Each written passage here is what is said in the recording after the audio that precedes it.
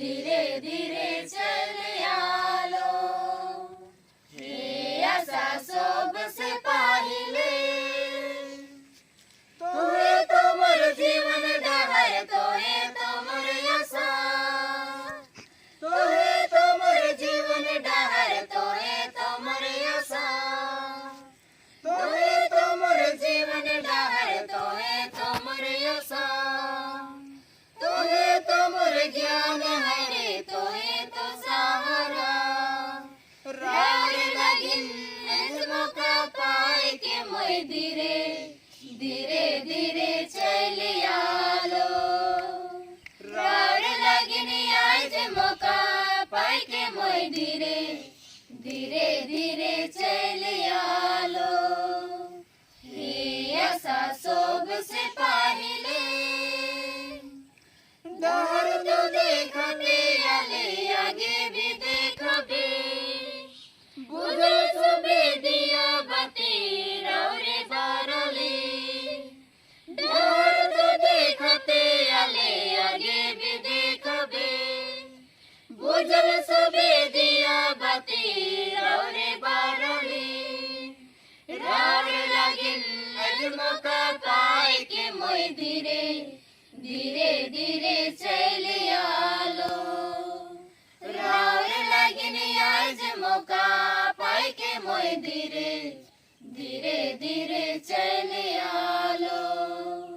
हे आशा सोब से पाहिले रार लगिन दिल से मर जोहार। रार लगिन आज मौका पाए के मैं धीरे धीरे धीरे चल आलो। रार लगिन आज मौका पाए के मैं धीरे धीरे धीरे चल आलो। हे आशा सोब से पाहिले।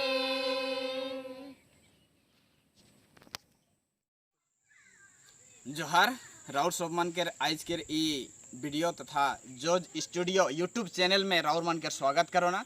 और आज विशेष आदिवासी समाज के लेके गोइठ करे वाला ही हमें जानिला 1996 2 जुलाई उकर आगे बहुत से ऐसा आदिवासी मन संगे घटना घट रहे, जेकर से आदिवासी मन के एक संगठन बनाए के दरकार पड़लक, जेके आज हमें आशा बोले से जानिला, all Adivasi student association of Assam. हमें जानिला आशा हमार आदिवासी जाति के लगिन बहुत से नाना प्रकार के काम करेला, अपन जाति के बचाए के लगिन, अपन कल्चर के बचाए के लगिन। तो यहाँ उपस्थित प्यारे भाई बहन मन हमें आशा के सपोर्ट करब। आज हमें आशा के बारे से थोड़ा जाने के लिए कोशिश करब। आज के वीडियो द्वारा मैं जौनपुरती राउर मन के ई बताए चाहूँ ना, आशा कहाँ जन्म होलक, आशा केखन से जन्म होलक। हमें ई बात के जानिला 2 जुलाई 1996 आशा जन्म होलक। कहाँ होलक? कोकराझाड़ में। उकर आगे हमें सुनने के लिए पाविला, देखे के लिए इंटरनेट में पाविला, जे कि आगे बोड़ो जाति मन हमार आदिवासी मन के ऊपर बहुत अत्याचार कर लें। हमार बहुत से आदिवासी भाई बहन आयोबा मन के मार के मोरा लें। बहुत से आदिवासी मन अपन प्राण हेरा लें, जेकर से हमें एक मजबूर होए के तथा हमें अपन जाइत के लगिन काम करम बोले से हमें एक संगठन के गठन कर ली, जेके आज हमें आशा के नाम से जानिला। आशा यानी all Adivasi student association of Assam. आज 2 जुलाई 2020 आज आशा प्रतिष्ठा दिवस हमें प्रत्येक वर्ष मनाइला।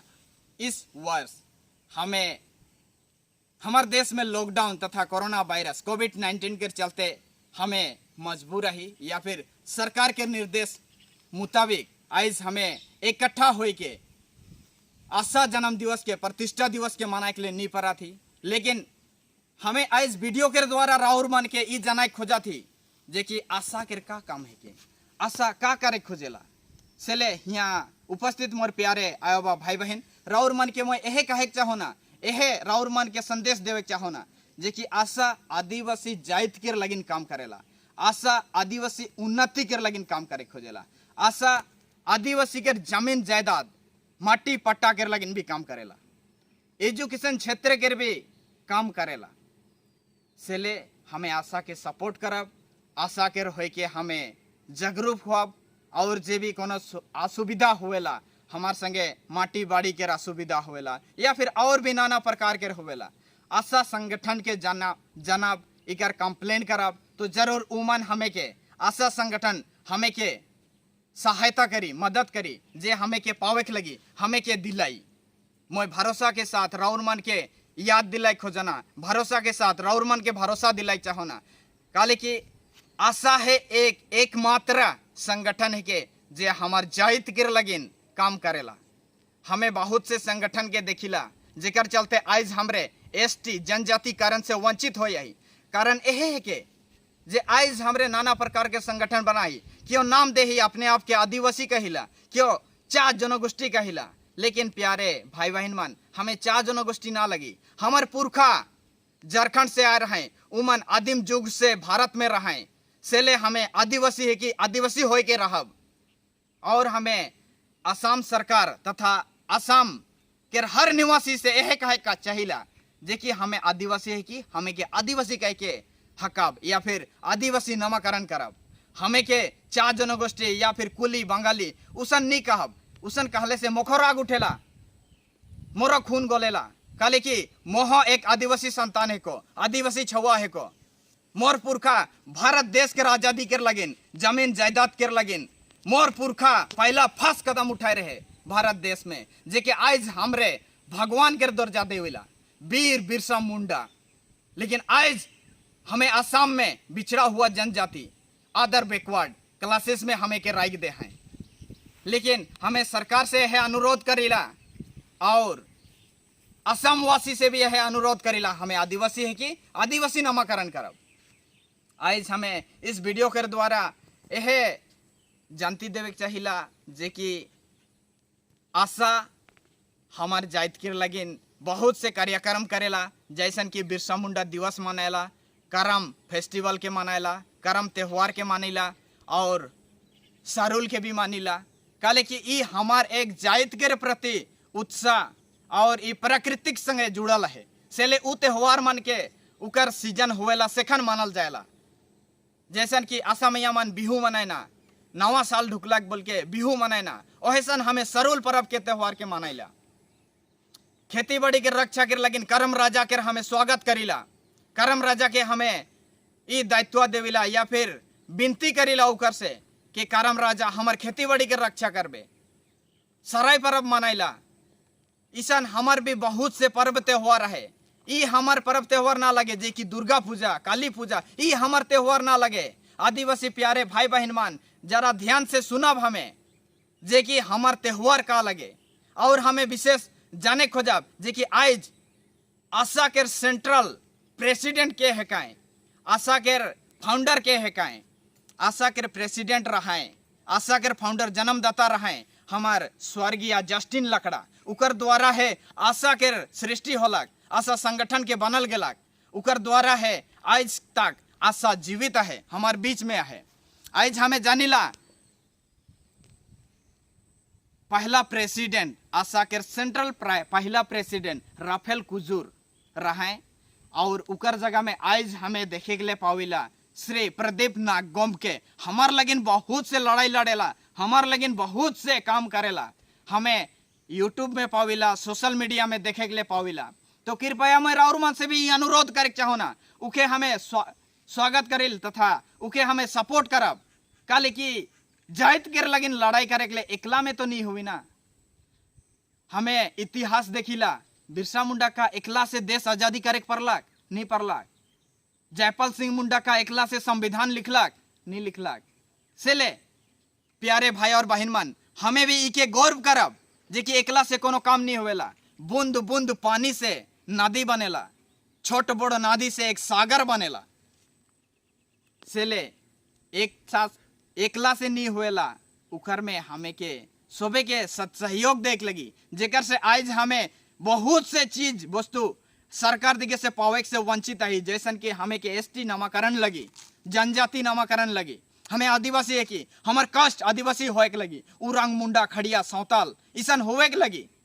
लेकिन हमें के आज टी ट्राइब लिखे ना, इके हमें अस्वीकार करीला, इके हमें नी पतियाब। यह जाइत के नामाकरण के लगिन हमार सेंट्रल प्रेसिडेंट प्रदीप नाग, सेक्रेटरी जोसेफ मिन गोमके मन बहुत से लड़ाई लड़ेना, उमन के कृपया हमें भी सपोर्ट करब। काले कि वो दोसर जाइत के लगिन नहीं, आदिवासी समाज के लगिन, आदिवासी जाइत के लगिन।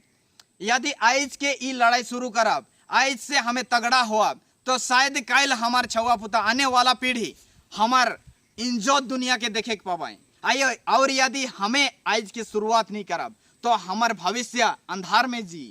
काले कि बिरसा मुंडा बेसी उम्र के नहीं रहे, वो भी छोटे रहे, इंग्लिश मीडियम स्कूल में भर्ती हुए रहे, जेखन वो जनलक ब्रिटिश मन हमार गांव केर, हमार राज्य केर, हमार देश केर जमीन जायदाद के लुटात हैं, हमें के खेती बाड़ी से बेदखल कराते हैं। वो एकला से है कदम उठाए रहे और उके हमें देख ली इलाहतू गांव के बहुत से निवासी मन उके सपोर्ट कर लाए, उके सपोर्ट कर लाए, उके साथ सहयोग दिलाए, जेकर से उ भी हमार लगिन बहुत से एक नमूना बन देखा, हमार लगिन एक रास्ता देखा, जेकर से आज हमें उके भगवान बोल के पूजिला। हमें देखिला बिरसा मुंडा हमार लगिन जे उदाहरण एक ठो रास्ता दिखाई दे है।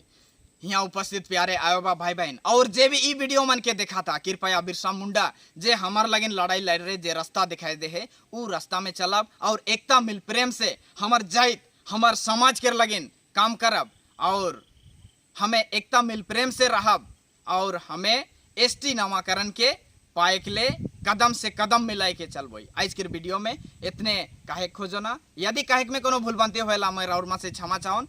धन्यवाद, जोहार।